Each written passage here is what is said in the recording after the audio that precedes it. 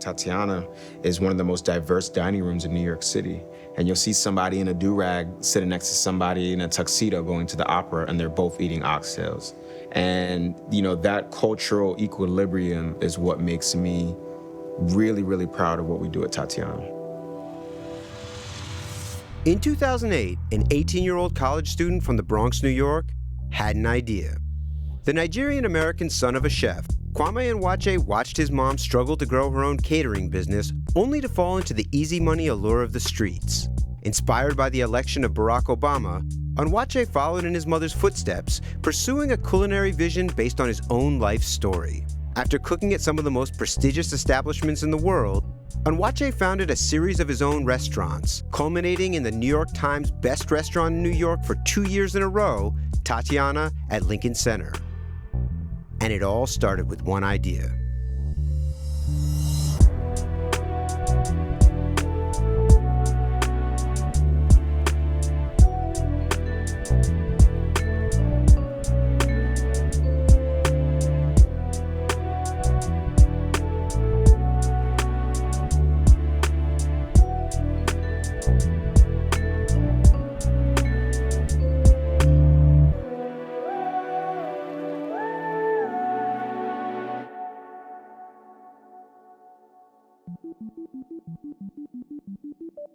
Being a chef is a discipline, particularly at the level that you are operating, that requires a number of different qualities and attributes. What would you say are the most important of those qualities for someone to have? I would say, as unfortunate as it is, sacrifice is a big one. Sacrificing to the craft. You have to put in a lot of hours, a lot of time in and out of the kitchens. I tell my cooks that all the time. The most important work you do is outside of the kitchen. So when you come in, you're set up for success. So you're gonna have to sacrifice a lot of hanging out with people, or you're gonna miss out on big events for this craft if you really, really want to pursue it. And then attention to detail. All of the small things matter, because they add up to the bigger things. If you can't fold your towel right on your station, how can I trust you with searing a piece of protein, So I would say those are like two big things for me. How did your parents' professional lives inform your ambition? I would say my mom definitely, first and foremost, she was a chef. So I grew up in the kitchen. She operated a catering company out of this small one-bedroom apartment in the Bronx, and we all had to help out to keep the lights on. My sister, 6 years older than me, so she could go to the events with my mom, but I was left at home with all of the different ingredients, and that's how it really sparked my interest in food and creativity, and just how someone can provide for themselves, and be their own boss. I didn't really understand all the financials at that age, but I knew that she was her own boss, and that was really, really appealing to me, even at a young age. What about your father? So my father is a contractor and architect. Okay. So I got a lot of attention to detail from him, whether it's being on the job sites with him or seeing, the plans out in his office and how he even notated them. Everything was very, very organized and rigid. But I think that directly translated to my craft and just the way that I carry myself as well.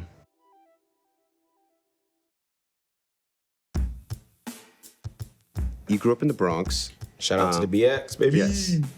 Each borough is very distinct, and within each borough, each neighborhood is also very distinct. Mm-hmm. I'm curious, how did your experience in the Bronx, in the neighborhood that you grew up in, sort of inform a unique experience for you? I grew up moving around a lot in the Bronx. I probably moved 8 times during my childhood.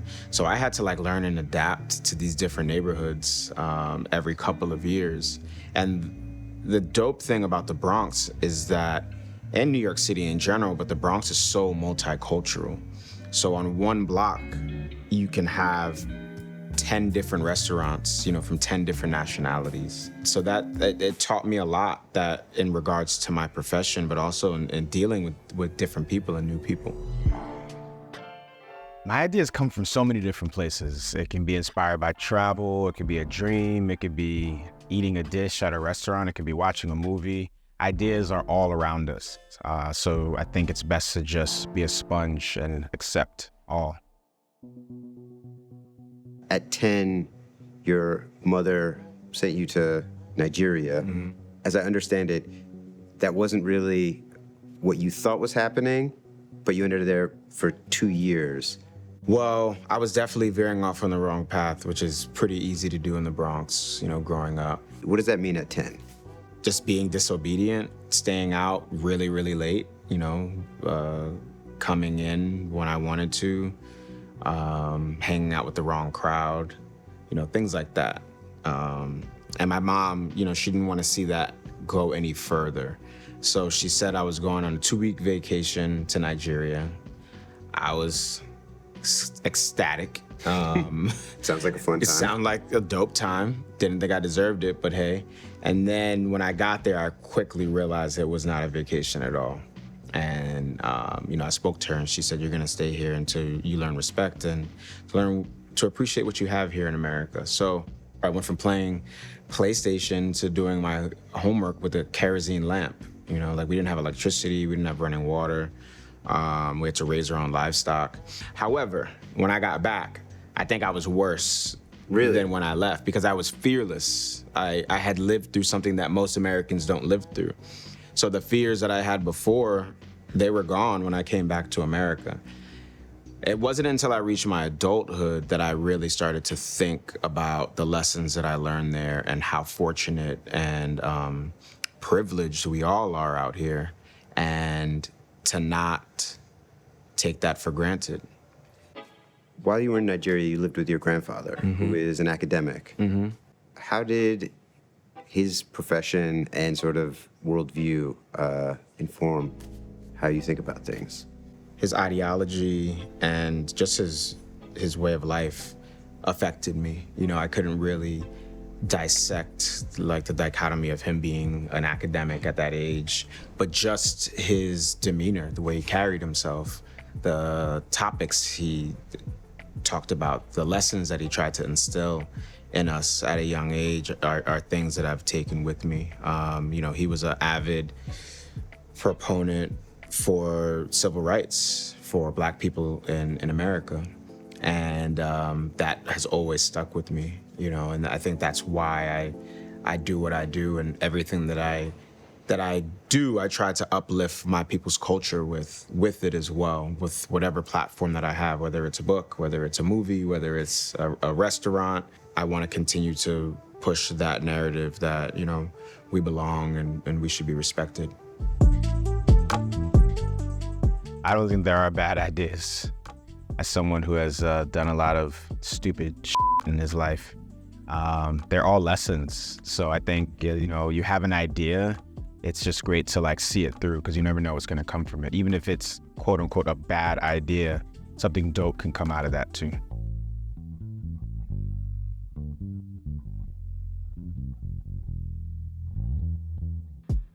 You mentioned coming back and being even more of a hellraiser than you were after leaving. In your teen years, you get into selling drugs, you get into gang activity, get into even possessing firearms. Mm-hmm. What was the point of inflection that was the catalyst for change? It was very serendipitous, I guess. I had some friends over, we were partying, and on the screen was Barack Obama, becoming the president of the United States. And I voted for him, but I was like, I don't know if a Black man is ever gonna be the president of the United States of America. And seeing him walk across that stage, I was just like, holy shit, I can do whatever I put my mind to.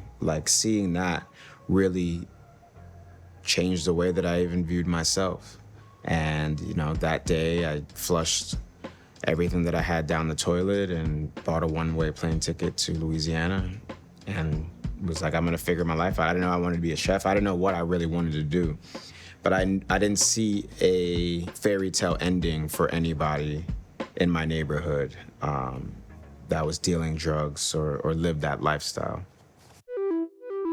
You end up moving to Louisiana and begin your path towards the profession Culinary arts. of the culinary arts. Yes, exactly. What was that progression like? And then two, what was specifically the experience that you had on that ship that brought it all into focus? For me, I feel like this life is a progression, you know, like it started when I was in my mom's kitchen. Like it never really hit me that I wanted to like be a chef until later on. So, you know, so I started out as a dishwasher when I moved to Louisiana. Then I was a server in a restaurant. Then I was a cook. And then I was a cater waiter. And then I was a catering chef. And, you know, then I got the role on the boat during the Deepwater Horizon oil spill to cook for the oil spill workers. And that experience was, I don't know, it was wild, honestly. It was the first time I was on my own as a young chef, cook, cooking whatever recipes I could think of, you know, for a group of people. And we had to cook breakfast, lunch, and dinner for this crew. At what point did you start to feel like, I'm kind of nice at this? When people would line up when they knew that I was cooking. Yeah, I was like, all right, this may be something that I should think about. And people would tell me, like, you should do this. You know, like you're consistently cooking good meals for us that are better than what they've had. I think that's telling. I think that's why a lot of chefs get into cooking in general.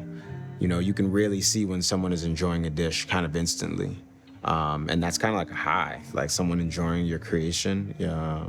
And you get that instant feedback from somebody. And at the same time, you're also nourishing people. It's like the only art form that you actually ingest that really sustains life.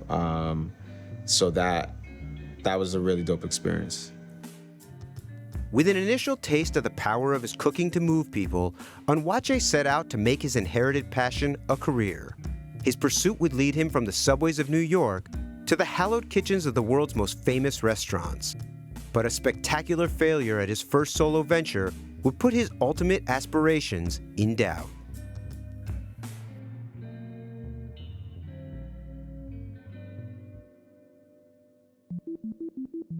So then you come back to New York City and you set your mind to starting your own catering company, correct? Mm-hmm. And you managed to fund this in a very unusual way. What was the sort of light bulb moment that led you to deciding to sell candy on the subways? Well, I wanted to start a catering company and I needed capital. I would, you know, thrift clothes. I bought, I think, 1,000 glow sticks and tried to sell glow sticks in Times Square. Don't do that also. Nobody wants to buy glow sticks, but I thought I could get them off. And then I was on the train coming home from work and there was a kid there and he was selling candy. So my mind was already like, okay, let me figure out how to like move and shake. I was rapping at the time also, so I would do like events at the New Eurekan Poets Cafe and serve food in between, you know, and that's how I'd pay my rent. So I saw the kid selling candy on the subway and I kind of laughed and then I was like, holy shit, this kid just made like $5 in 2 minutes. I was like, what does an hour of that look like? I was like, what does an 8-hour shift of that look like? And I realized that this kid was making way more money than I was tax-free. So I went into work the next day. I thanked them so much for the opportunity. I was working at Kraft for Tom Colicchio at the time. And I quit and I hit the subway. Crazy. Yeah. Let's get back to this rap thing for a second. I need to hear more about this. So when you say you were a rapper, like... I was an aspiring rapper, yeah. Yeah. Are there songs that exist? Yes, there are. Okay. And what made you abandon this? Well, I was rapping, pursuing an acting career, and cooking all at the same time. Wow. Okay. And then the cooking just took off, so I didn't have time really to keep up with the other two. Crazy. So I just poured everything into the cooking. Yeah, there's enough industries to go around. So you had to earn $20,000. It's not a small amount of candy to sell on the subway. How long did that take you? And how quickly were you able to transition from that into, you know, launching your catering business? I think it was like 3-4 months. And then, yeah, I mean, at the same time, I was building everything. So I would get some money and I would build a website. I would get some money and I would formulate an LLC. And I would get some money and get a commercial cooking space. And there was a time where I was still catering a little bit and doing that at the same time until I could really dive into just doing the catering full time. Did you have any mentorship, or like where were you finding out about like starting an LLC and, you know, all these kinds of things? I didn't. I just had to figure it out on my own, honestly. Really? Yeah. Crazy. You talk about a pretty funny interaction that you had with Steve Stout, where you run up on him, give him a card, tell him you'd like to cater one of his parties. Yeah. And then, incensed that he has not called you a month later, find him at another book signing and confront him about his lack of hitting you up. Yeah. I'm curious now that you are yourself quite successful, rich, and famous. What is your perspective on that approach? Oh, it's a terrible approach. I've talked to him about it. Like, now that, you know, we have a relationship, but I'm not mad at it. I still think it shows tenacity. I think I would have reacted the same way as him, but I think you gotta want it. You know, I wanted it by any means, and I wasn't gonna let anybody tell me no. But if you were gonna tell me no, it had to be a strong no, which he did. And I think that's what you need, you know, to achieve, you know, true success in whatever industry you're in. Definitely have some self-inhibiting doubts, but I pushed through. I think that's what real courage is. It's being afraid, but still pushing through and getting the job done. The catering business gets off the ground and you start scaling and having to hire employees and put together a team and all of that. How did you think about finding people? What were the qualities and skills that you were looking for? And also, how has your thinking about that evolved? I don't want to say it hasn't changed, but for the catering company, it was all my friends from high school or my new friends in culinary school. We banded together and just got the job done. You know, I don't think any of us had any idea what we were doing. I know I didn't. And I had to lead this group of misfits, but you know, we were able to achieve some really dope things. And now I think it's kind of similar. You know, like, I like to surround myself with people that I trust. I don't care so much about a resume as much as like your ability to like get a task done. So it hasn't changed that much.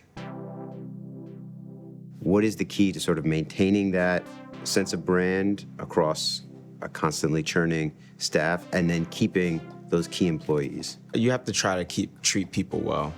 That's at the core of everything, is to try to just treat people well and have empathy.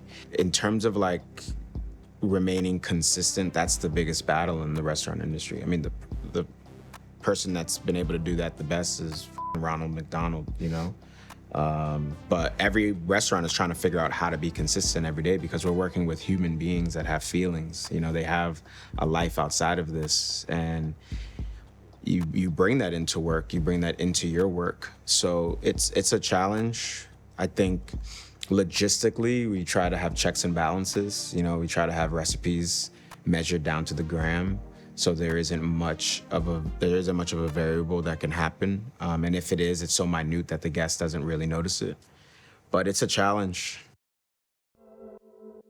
You're doing the catering business. You realize that you need to go to cooking school. Mm-hmm. What was the sort of impetus that made you think? There were moments within the catering world, like me, like messing up at events and, you know, not really delivering what I should have been, and I had to have a real conversation with myself in the mirror, and I knew that I needed to get some better education, whether that was going to work in a restaurant, taking a step back so I could take a giant leap forward.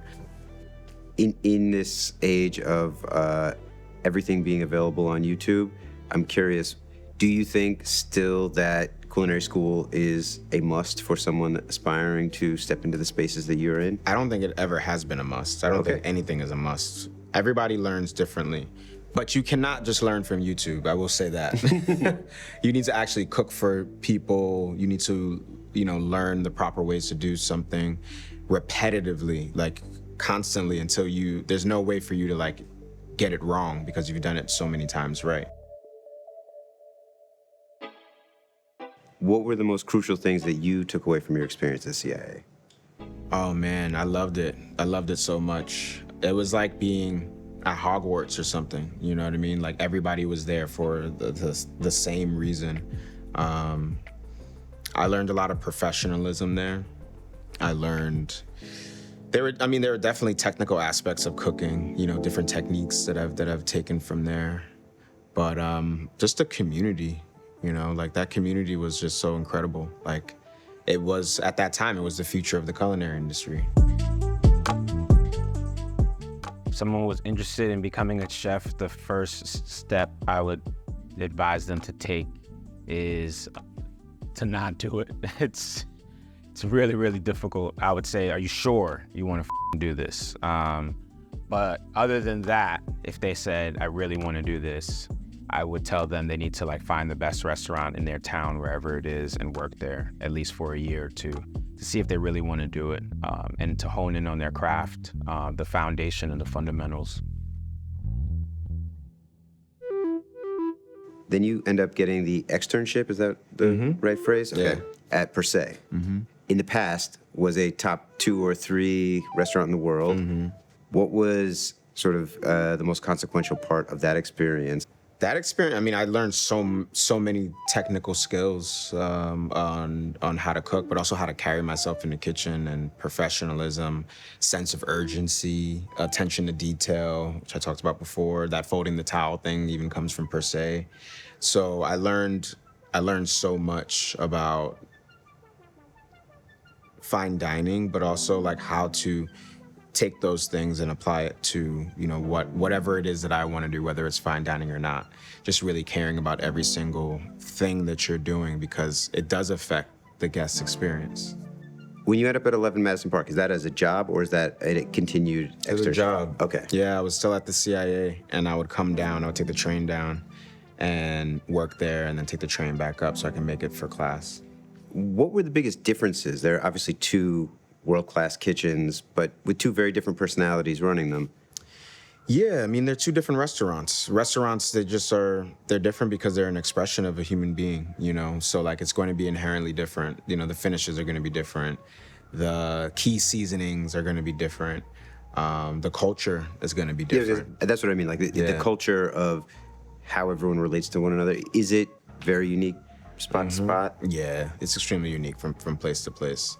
You know, the most unique thing was I found a mentor at 11 Madison Park, James Kent. He was the chef de cuisine there, and you know, he kind of took me under his wing.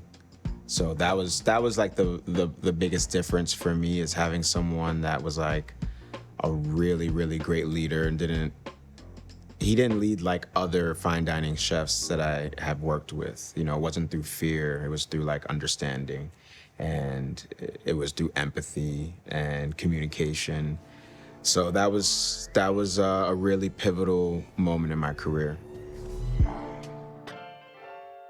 Generally, you pivot when things aren't working out. And I think for me, I pivot when my happiness is not meeting like my expectations. But if I'm happy and I'm still like in something that's like unfavorable, I'm gonna push through. But if I'm unhappy and it is not working out, then it's time to go.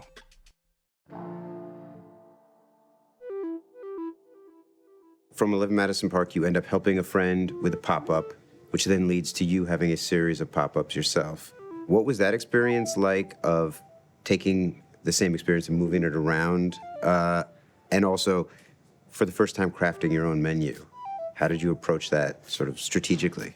So for the pop-up experience, it wasn't just like a pop-up, it was like a 10-city tour.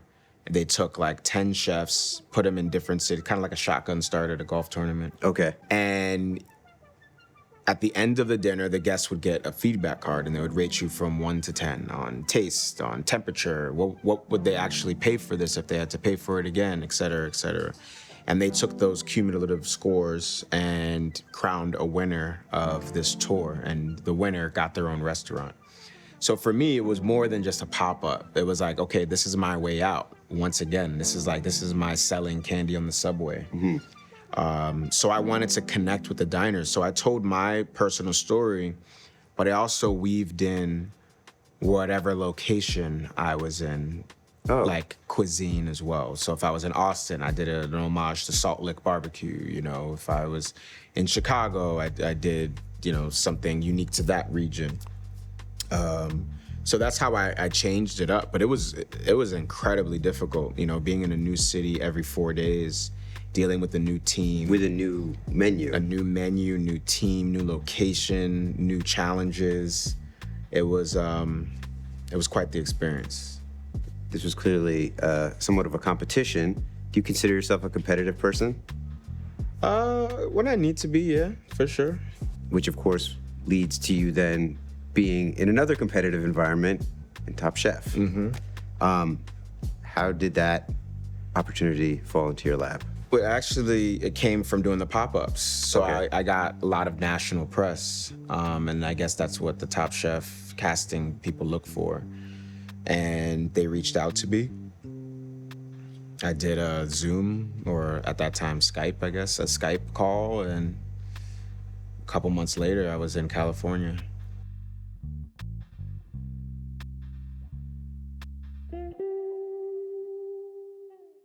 Off the success of the pop-up tour, you also end up soliciting the interest of some partners, which ends up yielding you your first restaurant, Chat Bijou. Tell me a little bit about what you learned in that process, both about sourcing your business partners, but also about doing the build and putting together your first real concept. It was incredible. It was incredible. I still think it's the best restaurant I've opened up to this day. We put so much work into it, physical, mental work into that restaurant. Like, that was something that we gave our all. I gave my all for sure at that time. It was a crash course in opening a restaurant, from conception to build out to execution. We know how the story ends, but I don't really have any regrets about it. You know, like I can't dwell on that, but also I can't tell what people are gonna do when situations get tough. I can only react my own way, you know, and get back up when things don't work out. And it taught me a lot about myself in that regard. Now, with Chat Bijou, things start very auspiciously and fairly quickly start to go off the rails. And there's problems with the construction. The menu becomes prohibitively expensive, which then sparks food industry controversy. And within some number of months after opening, everything is kaput. I'm curious, what was that roller coaster like emotionally for you? And at that moment when you realized that it is over, how did you sort of figure out a path forward for yourself? Yeah, it was really tough. It was really tough. It was tough being in it. Also, like, the press. You know, I was like a poster child for what not to do in the culinary industry. They were doing like classes on me in school as well at the CIA. It was everywhere I turned, I was reminded of it. But I had to remind myself that, like, people that actually care about you aren't gonna kick you while you're down. So, like, those aren't the people that you should be listening to.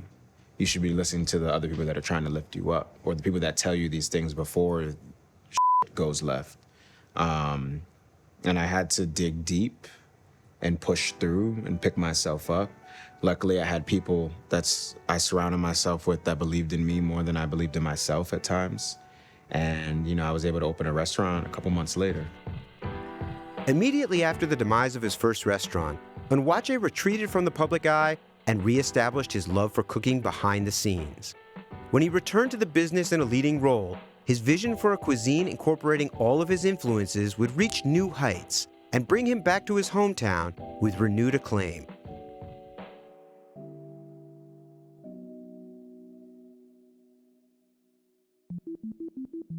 How discreet did the public persona of Kwame become from the person you are sort of underneath all of that?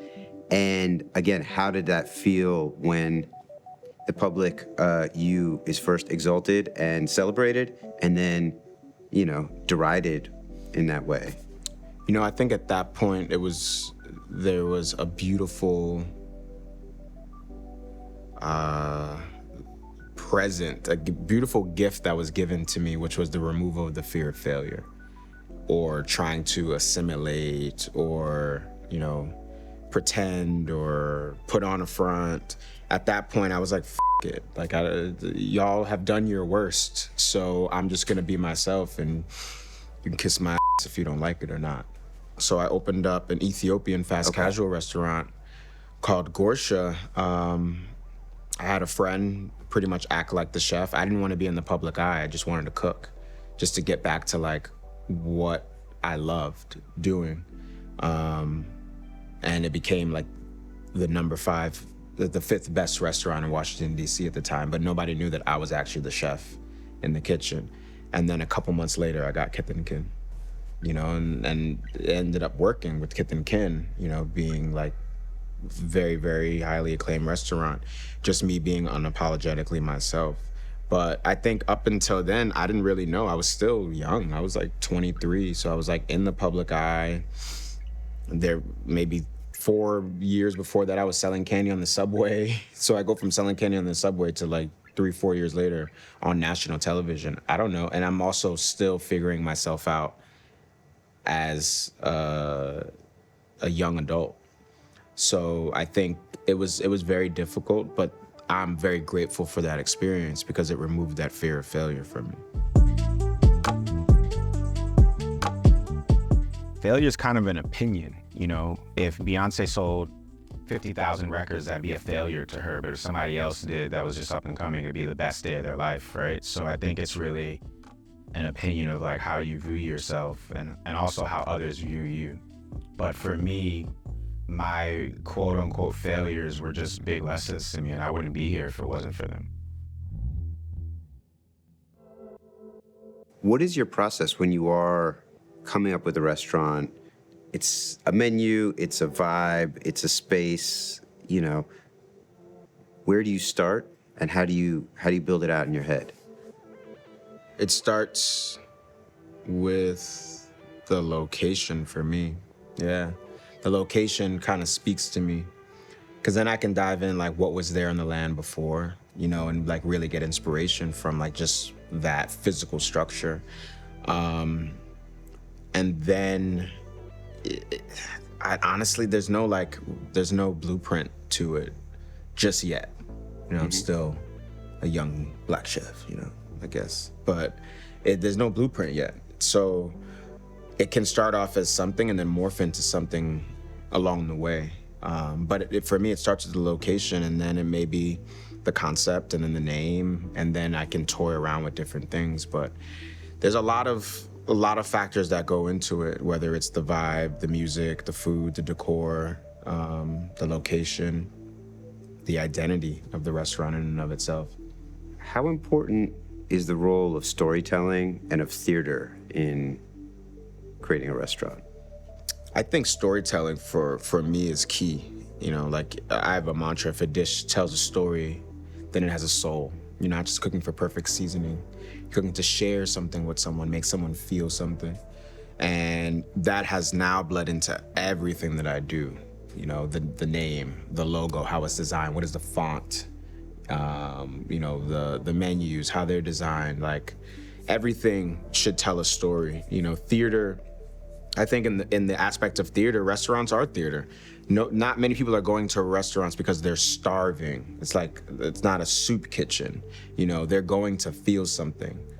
They're going to meet. They're going to, have fun with friends. They're going there because they're mourning. They're going there because they graduated. And our job is to make people feel comfortable, have great service, and a great meal. And that's part of our stage. You decided to leave Kith and Kin to try something that was a little bit more, your own. Was that decision difficult given the success that you had enjoyed after having a Like little to do stumbling? Tatiana? Yeah. So from Kith and Kin, I moved to LA. Okay. And I got into acting and creating content for brands. Okay. Went back on Top Chef as a judge, wrote another book. I wanted to get away from the restaurant industry because of COVID. I didn't get into it to do takeout food. I got into it to create experiences for people. So I was like, when it comes back around, maybe I'll jump back in. So when things died down and restaurants started to open up and the world started to open back up, that's when Lincoln Center reached out.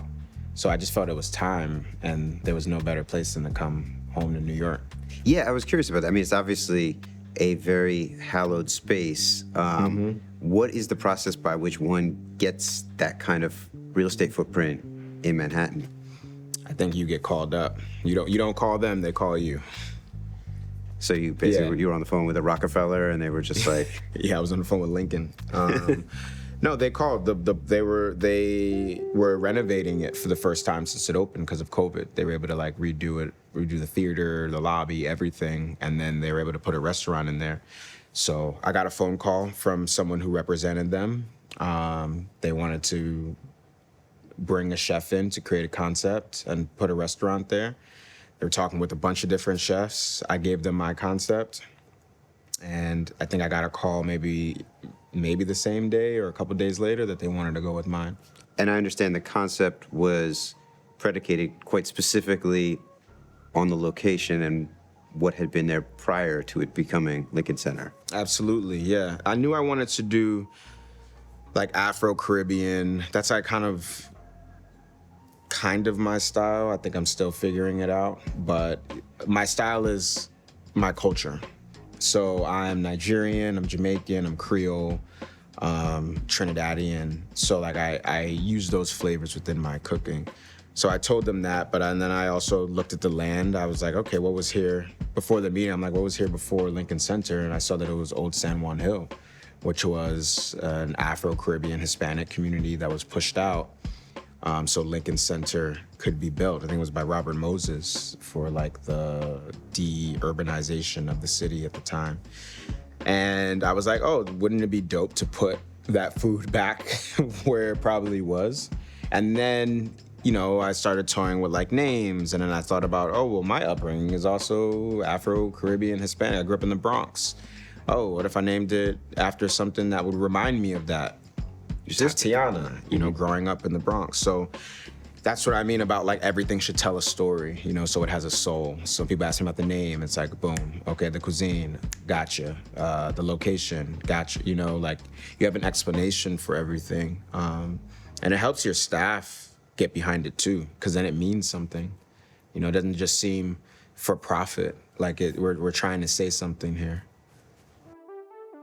Everything really tells a story. We talked about that back at the studio, and if it tells a story, it has a soul. So I thought it was important even with design to tell a story. I worked with Modelis Novus, which is an amazing, brilliant architectural firm by Preeti, and we designed it together. So for example, the sculptured clouds, my head's always in the clouds, I'm a dreamer. So I wanted to make sure that was kind of the focal point of the restaurant. But then there's small details like these gold chains. This actually is reminiscent of chain link fences I used to hop as a kid. Now we have them in gold, dripped in gold. The iridescent columns are from the oil slick when you put the fire hydrant on and then you turn it off, and there's this oil sheen on top of the asphalt. So that's there. And then there's other textures from the city of New York, or colors, the oxidization of copper on the Statue of Liberty. You'll see those green hues throughout. So it's very, very New York without it being just in your face. We wanted it to be integrated into the design in a subtle way that still speaks volumes. I noticed the kitchen here sort of semi-open to the room. What's the significance of that? I wanted people to be able to see into the action, and also for the cooks to not feel like they're in a dungeon. Okay. Every kitchen that I've been in, there were no windows or anything. It's very bright in that kitchen.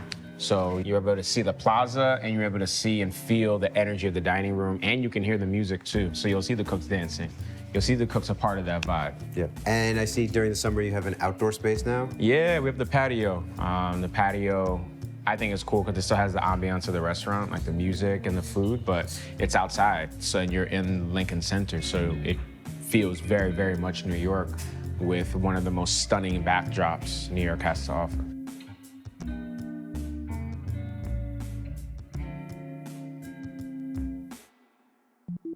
When you close your eyes and you think about one of your customers at Tatiana exiting the building with a belly full of some of the most delicious food that they've ever had, what are the set of feelings that you are hoping that they are experiencing? That's an interesting question, a really good question. There's two answers, you know. I think for people that are represented by the culture and the food, I'm so happy that they have a place that they can experience their culture while celebrating a special experience, you know, whether I'll be a birthday or an anniversary, you know, or meeting someone for the first time. You know, there's anyone in this room could go to an Italian restaurant, you know, and propose, or a French restaurant for a meeting, but there's not many places that we can go to experience that while still experiencing our food. So that's what makes me like really, really happy about Tatiana. And then on the other side, for someone who it's not their culture, they're in a place where they can receive it, you know, and they're all eating the same food at the same time. I think Tatiana is one of the most diverse dining rooms in New York City. And you'll see somebody in a do-rag sitting next to somebody in a tuxedo going to the opera, and they're both eating oxtails. And sometimes they're sharing food. And, you know, that cultural equilibrium is what makes me really, really proud of what we do at Tatiana. Success looks different to many people. I mean, I think success is happiness. As long as you're happy doing what you're doing, you know, you can't really put monetary value on that. I think that's really, really, really the secret of life, is just being happy. There's things that money really can't get you. In the famous words of Kanye West, having money isn't everything, but not having it is. I understand you have a new restaurant that is opening fairly soon in DC. I'm curious, you know, what is the concept for this restaurant, and where are you in the process of formulating, you know, all the various facets? Yeah, so this restaurant is really, really cool. It's in the Salamander Hotel, but it's also telling a story, once again. You know, I looked at the structure and where it is, and it's on LaFont Plaza. And then I did some, LaFont was hired by George Washington to create pretty much the streets of Washington, D.C. Oh, the grid, right? Yeah, the grid, and you know, in the vein of like European cities. And they needed someone to do the borders, and they hired Benjamin Banneker. And he used the stars to map out, you know, this perfect square or diamond, however you look at it, for the borders of Washington, D.C. So I was like, holy shit, this guy must have been really good at his job to be a black man hired, you know, in the George Washington era to create the borders of Washington, D.C. Like, where did he learn this from? And if I did some more research and finds out he's a descendant of the Dogon tribe in West Africa. So, you know, before colonization, there weren't country lines. It was just very tribal. And there were tribes that were good at battle, and tribes that were good at mining, and tribes that were good at astrology and science. And that was the Dogon tribe. And they used to map things using the stars. So he learned that, you know, it was in his blood. And that's how he was able to do that. So it's very interesting that without West African science, you know, there wouldn't be the capital as we know it today without that influence. So I want to tell the story of DC through a West African lens. So all the different cultures that make DC beautiful and what it is, you know, told through an Afro-Caribbean lens. Some unconventional ways that I connect through my community is through philanthropy. Every business that I open has a philanthropic arm that we don't really even talk about. You know, Tatiana has a Tatiana gives back program that helps to the beautification of the projects behind Lincoln Center, as well as like feeding the community. My water that's coming out, each can goes back to building a well in West Africa. My family reunion event in Virginia, we have a scholarship fund that sends kids on a full ride to the Culinary Institute of America.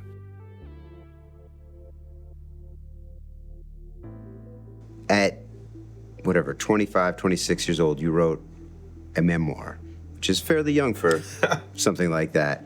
What do you think the significance of being able to do that has been on everything that has followed? Well, I think if you don't write your own story, somebody's gonna write it for you, you know, so it's better to be in control of that. And also, when you're present in that thought of crafting a story, then you start to have something to say because you've thought about it. You think about how you're being represented, or even how you're being presented in different rooms. So I think it's really important to craft your own story so that you have a message and you do something while you're here. You know, we only get one of these. And whether you write a memoir at 25 or you write it at 55 or 95, I think everybody has something to say. You talked a lot about empathy, and I've seen interviews with you talking about sort of mental health and trying to find balance.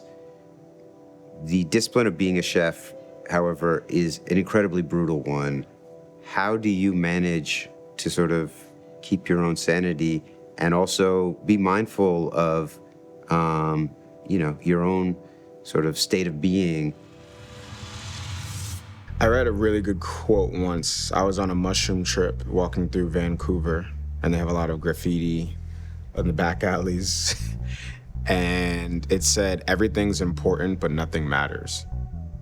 So it's like, I try not to take myself so seriously. Yes, I'm gonna put in the work. I'm gonna build this restaurant. I'm gonna make sure every minute detail is distinct and everything's on point. But at the end of the day, we're just cooking dinner. And I think having that woo-saw makes it all manageable.